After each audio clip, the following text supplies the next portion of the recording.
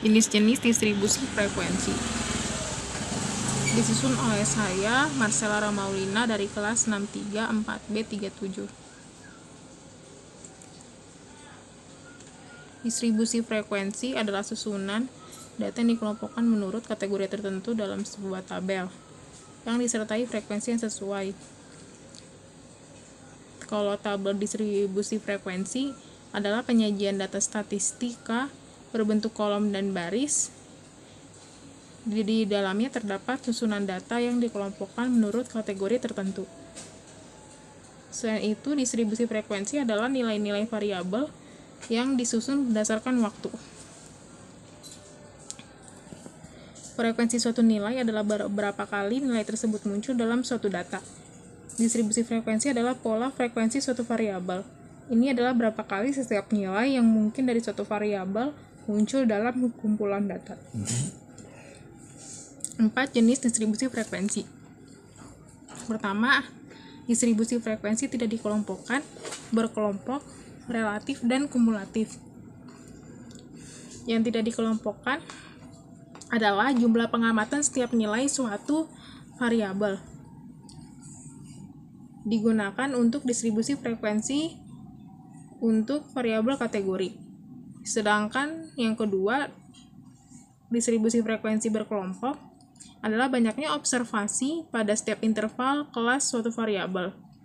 Interval kelas adalah pengelompokan nilai variabel yang diurutkan. Digunakan untuk variabel kuantitatif.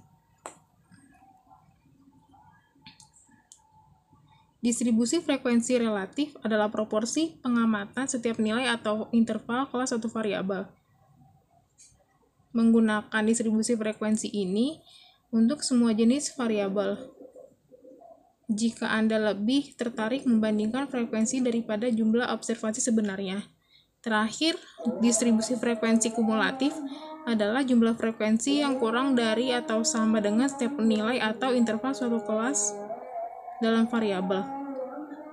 Digunakan untuk variabel ordinal atau kuantitatif ketika Anda ingin memahami seberapa sering observasi berada di bawah nilai tertentu. Lalu tujuannya adalah memudahkan penyajian, mudah dipahami, mudah dibaca sebagai informasi. Data yang dimasukkan merupakan bahan mentah, lalu dicari hasil dari pencatatan pengukuran dari bahan tersebut. Biasanya, besar dari hasil diketahui sangat bervariasi, tergantung dari jumlah keseluruhan data yang masuk.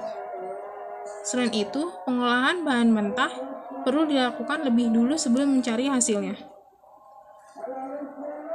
Bagian-bagian distribusi frekuensi. Ada batas kelas, tepi kelas, titik tengah kelas, interval, panjang interval kelas, dan frekuensi kelas.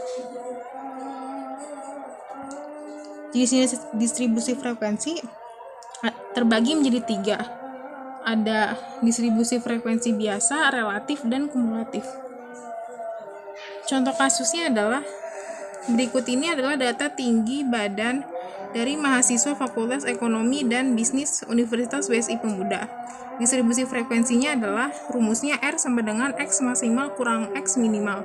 180 adalah angka terbesar dikurang 121 adalah angka terkecil, yaitu 59.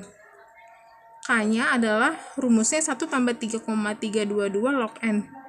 32 log N-nya itu adalah 40, maka 1 tambah 3,322 log 40 sama dengan 6,3220. Diambil 6 menjadi R per K, yaitu 59,6. 59 dibagi 6 yaitu 9,8333 diambil 10.